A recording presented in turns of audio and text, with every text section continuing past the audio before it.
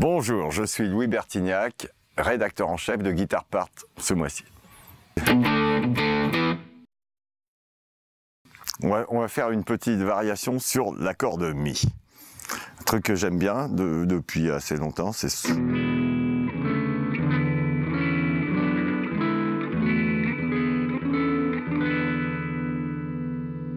Et on peut varier, bien sûr.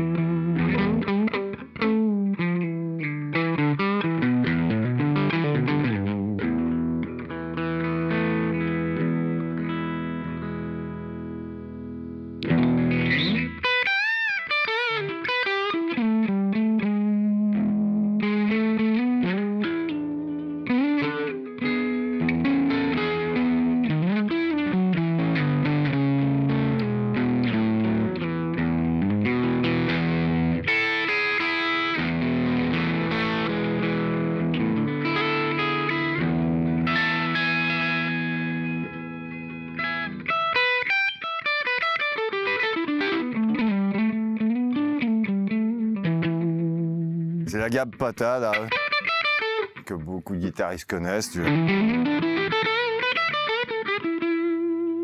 Après, tu as toutes les descentes et montées possibles.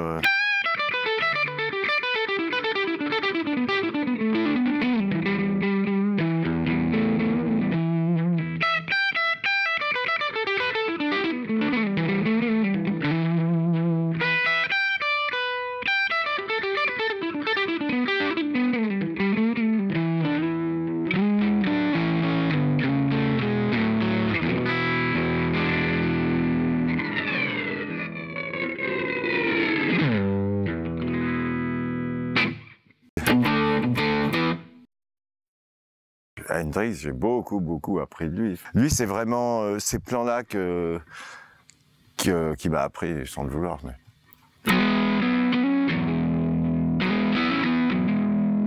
Tu sais, ça vient... Et en fait, c'est le même plan que... Au même moment, je sais pas qui l'a trouvé le premier. Je crois que c'est Harrison qui doit faire ça au début de... Don't Let Me Down, tu sais, je sais pas ce qui a piqué à l'autre. Alors je sais pas. Mais enfin, c'est des trucs qui traînent, de toute façon.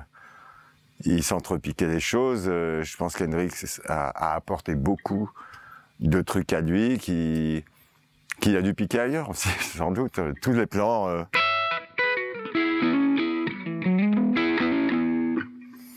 Les Stones aussi ont pris beaucoup, Taylor, tous ces gens, ça tournait autour des mêmes choses, qu'il suffisait, ils étaient doués, ils apprenaient vite, il suffisait qu'il y en ait un qui le fasse pour que tout le monde s'y mette. À cette époque-là, je crois qu'il n'y avait pas un truc qu'on supportait pas de pas savoir faire. Enfin, ça restait quand même dans le même esprit rock comme ça. Après, bon, il y a eu les Mahavishnu, Coriel, et bon, on s'en foutait de savoir faire ça ou pas. Enfin, bon, tous les gens qui aimaient le rock, ils s'en foutaient un peu de savoir. C'était un peu compliqué. Mais tous les plans...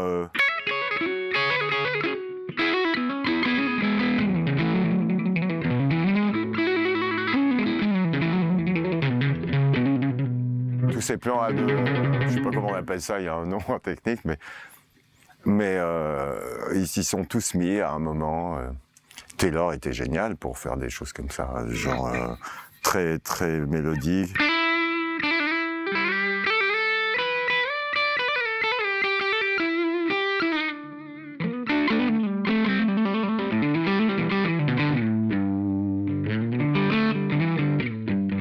On est passé en sol, sans le vouloir.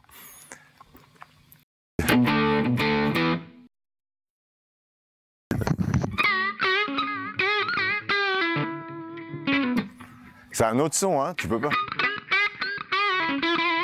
Tu auras beau t'emmerder avec le médiator, ça n'aura jamais le son des dents. Tu sais, quand j'écoute un live que j'ai enregistré, je sais exactement à quel moment je joue avec les dents, j'ai pas besoin du film, ça s'entend vraiment. C'est pas terrible pour les dents.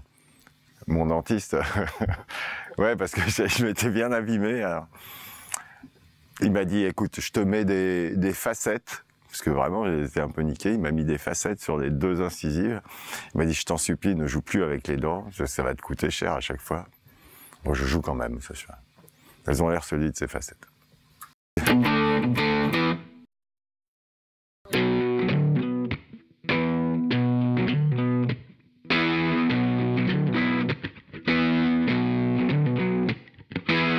Ouais.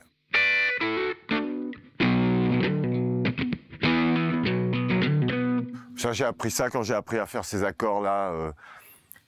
Ce que je fais beaucoup, hein. Bon, en principe, un si, quand t'apprends, on te dit c'est ça le si, tu vois. Mais quand tu joues du rock'n'roll, t'as pas besoin d'avoir les 6 notes à la fois. Donc tu utilises 2 ou 3 cordes, en fait. Quand t'es avec une guitare dans ce genre-là, sur un gros ampli, 2 cordes, ça sonne plus gros que 6 cordes. Alors, tu vois, il y a que les 2 grosses, là. Si tu joues tout, c'est bordélique. Non, parce que j'ai appris à les taper. Après, c'est un autre truc. Après, il faut savoir taper les cordes que tu veux fort et celles que tu veux moins fort. Ce qui est sympa quand tu fais un riff comme ça, c'est que la basse fait pareil. Donc, ça sonne vraiment gros quand la basse fait la même chose que la guitare. Led Zepp était des pros dans ce domaine-là. Il y avait Page qui te prenait des... Parfois, il te faisait des trucs en accord, mais souvent, il te faisait des trucs en uninote. Je sais plus... Non, ça c'est moi. Je sais pas, c'était quoi?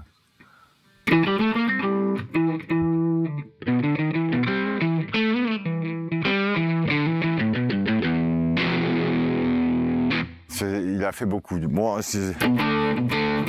mais tout ça, c'est... Bon, jamais plus de 2 notes, hein.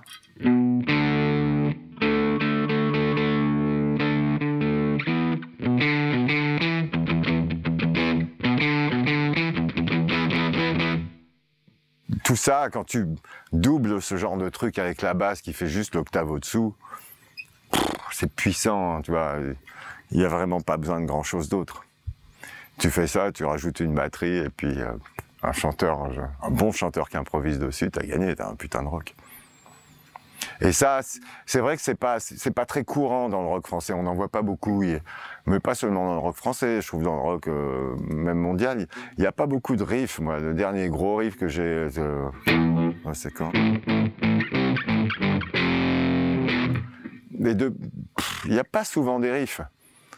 Il y en a de temps en temps, il y en a qui te sortent un gros riff, bah, c'est arrivé à Aerosmith, c'est arrivé à beaucoup de monde. Mais ça se perd un peu. Ça s'est un peu perdu par rapport aux années 70 où c'était vraiment le grand plan des riffs en uninote comme ça.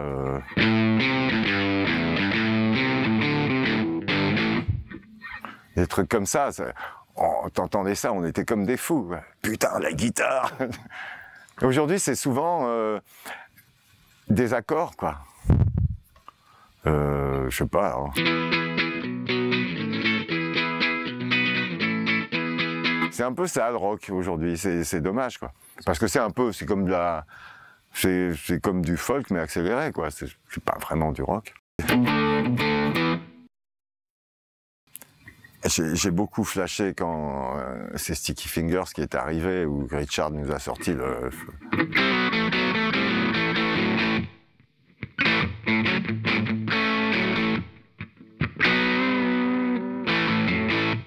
Des trucs comme ça.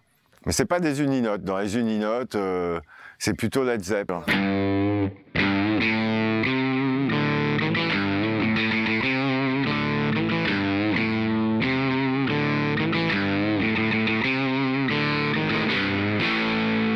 Ça, c'était énorme, c'est magique quand c'est arrivé, tu vois, avec l'autre con, là, grosse batterie bien lourde et l'autre qui plane là-dessus.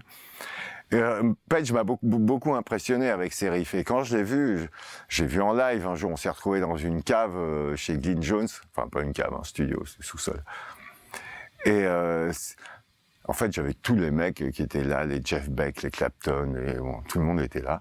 Tous les mecs, c'était mon anniversaire, et j'avais dit à Glyn Johns, invite tous les mecs que j'adore. Donc ils les connaissaient tous, ils les avaient tous invités. Puis, et parmi eux, il y a Page qui est descendu à la cave, il y a aussi, c'était Anne Twistle, bassiste des Who. Et on a fait un gros bœuf, et puis j'adorais voir Page se lancer dans des impros où il prenait 2 notes comme ça, alors c'est tapou.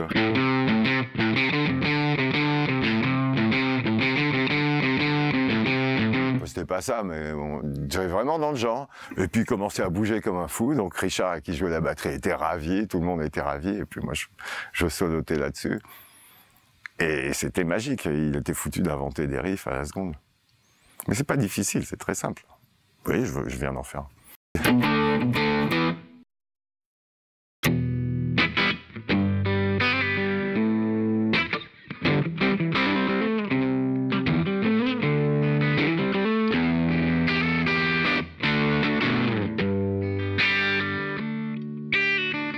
C'est quand tu fais des petites variantes comme ça, ouais.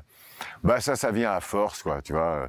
J'ai appris, je sais plus où j'ai sorti ça un jour, je l'ai sorti tout seul, mais sûrement pas, que quand tu fais un ré, tu fais... Donc...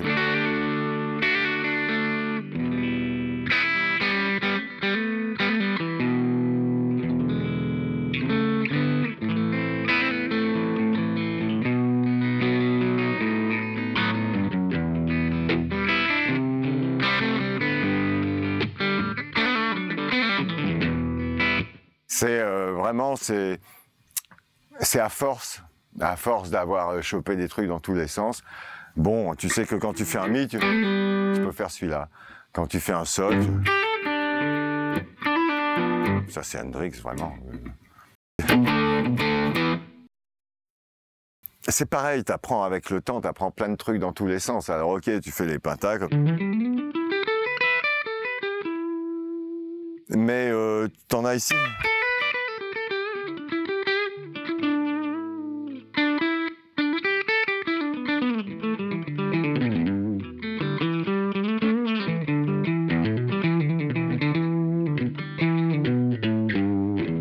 Alors tu sais que ça va pas sonner pareil que... Alors suivant le besoin, si tu veux que ça sonne plus grave, plus chaud, tu le fais là. Voilà.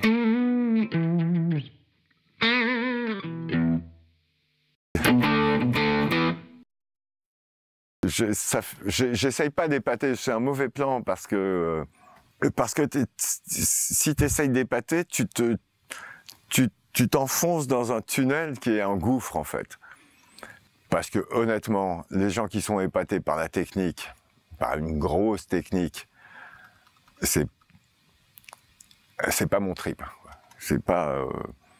tu vois, j'ai vu ces gens-là, j'ai pas envie de les épater. Je reste là où je suis. Bon, ok, non, c'est bon, je sais pas jouer, ça va. Tu vois, c'est comme si une fille était épatée par des milliards, par du pognon, quoi. Et pour moi, c'est à peu près la même chose. Et ou comme, comment dire, ou soit par des millions, soit par une énorme musculation, mais qui travaille toute la journée. Bon, ok, je laisse ces filles là où elles sont.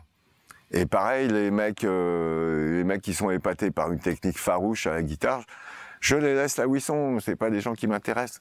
C'est pas des... ou une technique quand tu fais l'amour.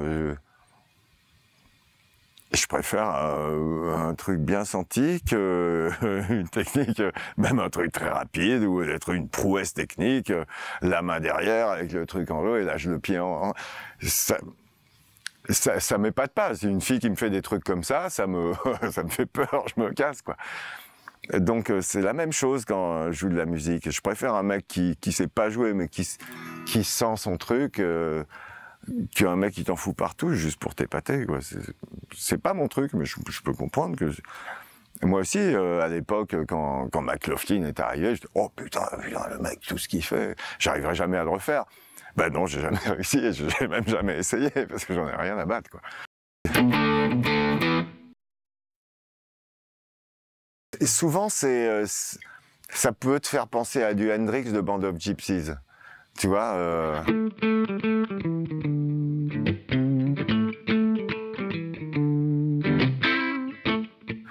Mais eux, ils font ta ta ta ta ta ta ta ta ta ta. Alors que ça...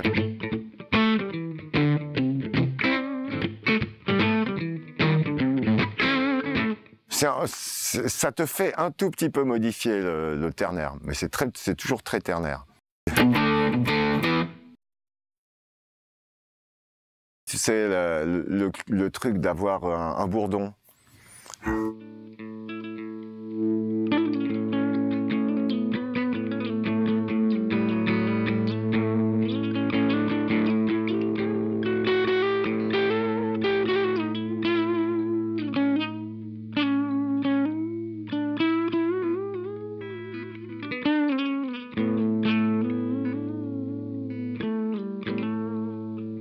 Enfin, je m'en sers pas souvent, mais ça peut arriver. Ce qui est important, je trouve, c'est de varier beaucoup. Tu peux passer...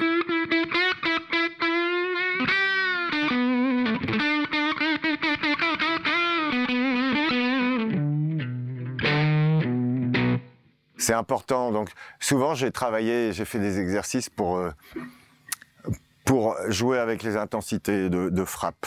Quand tu fais un truc genre cette gamme, ben je tape par exemple tous les 3 coups, ce qui est un peu chiant parce que ça colle pas avec les doigts qui sont 4. Tu vois.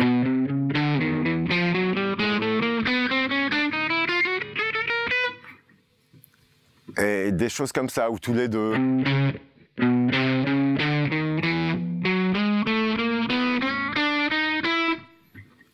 Et tout ça, ça donne beaucoup de vie à la zig. Ça donne...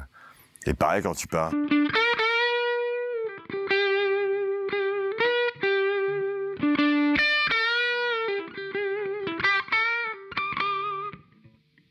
Ça donne de la vie. C'est rythmique, hein, c'est un instrument très rythmique, la guitare. Donc, parfois, je me prends pour un batteur. J'adore jouer la batterie. Hein, donc, il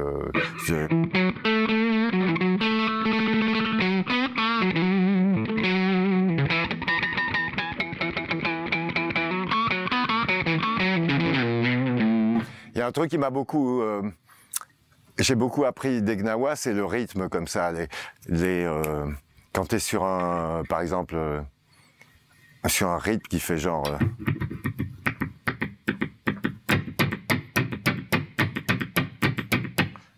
tu vois, tu joues en double triolet ou je sais pas quoi, ça c'est vachement bien. Ou alors, oui, c'est souvent à base de... Même en binaire.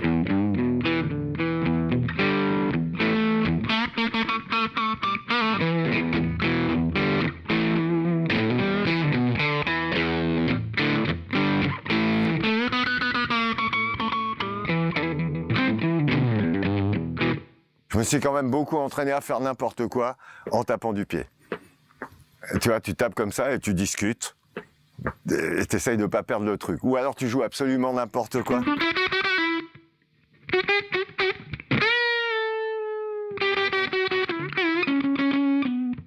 Tu t'éloignes complètement du truc, mais en même temps tu bats du pied. Et finalement, tu finis par découvrir qu'il y a des formules qui sont intéressantes. Des variations, des rythmes pas évidents, alors que tu peux être binaire au pied. Et ça, j'ai remarqué, et Page s'est beaucoup amusé à ça, par exemple. Le maître, c'est lui. Le main doit suivre.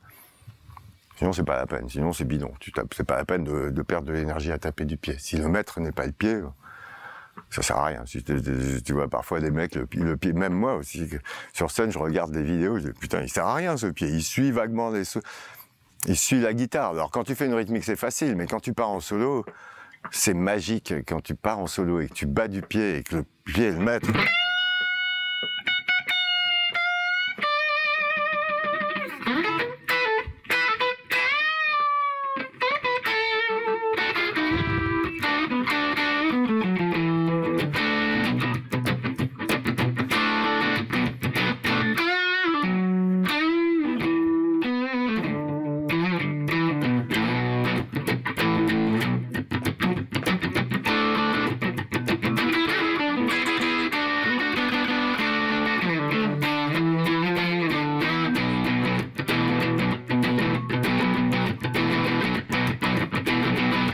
Tu peux vraiment te barrer dans n'importe quoi. Quand c'est rythmé comme ça, quand c'est rythmé par un pied, par exemple, et c'est impérial, quoi. C'est gros, c'est solide. À la limite, c'est toi qui donne le rythme, c'est plus le batteur, quoi. Après, c'est une technique à prendre, c'est-à-dire que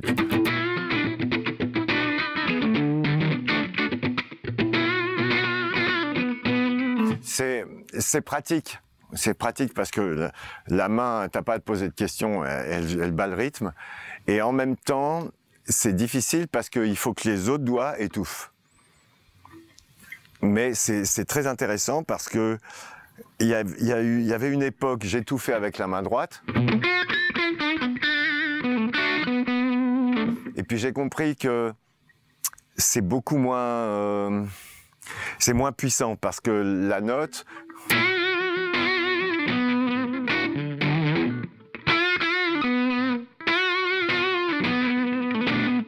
si ça vient de loin, si c'est des grands gestes, ça sonne plus gros. Ça sonne plus gros et plus magique. Et en plus, c'est 3 fois plus beau à voir parce que le mec qui pendant une plombe, c'est chiant, quoi. Alors tu vois,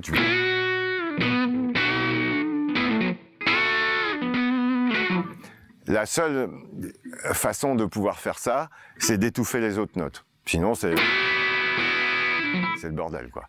Donc il y a toujours le pouce qui étouffe là et l'autre qui étouffe. Quand tu...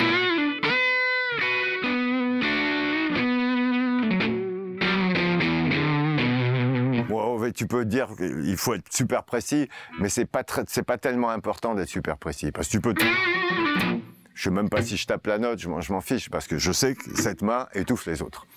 Donc ça va. Ce qui permet aussi de faire... C'est-à-dire qu'il n'y a que celle-là, il n'y a que ces 2 notes.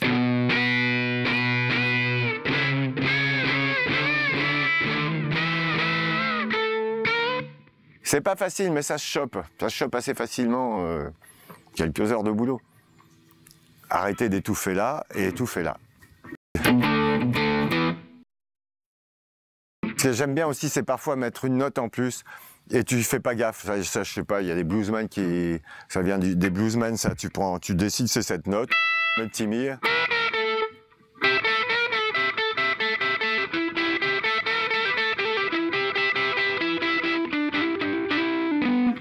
Ou alors tu peux dire...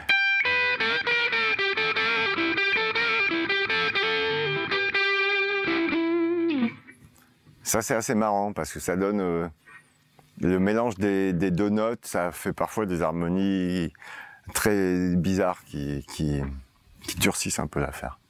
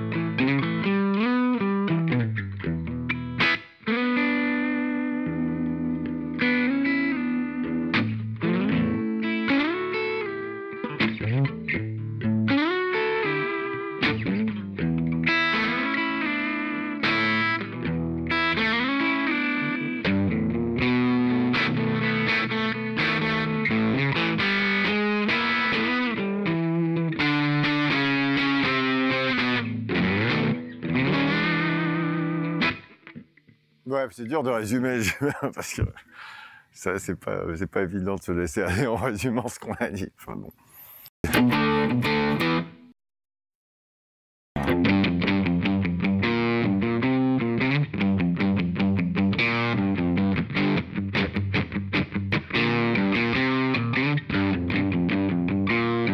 Et le refrain.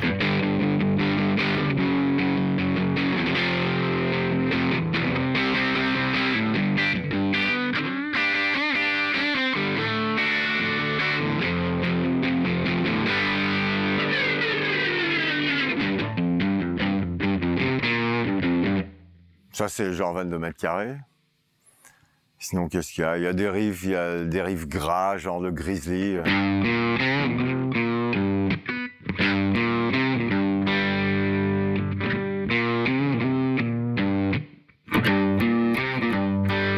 marche sur un fil. Ouais, ça tourne autour de ça. Et le refrain, je suis dans un de gris.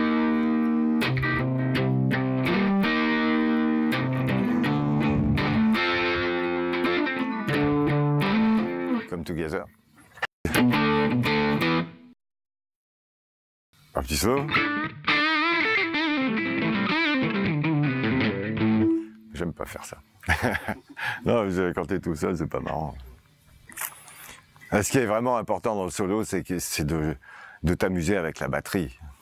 Vraiment, vraiment. C'est pour ça que le solo tout seul, bon, c'est chiant, quoi.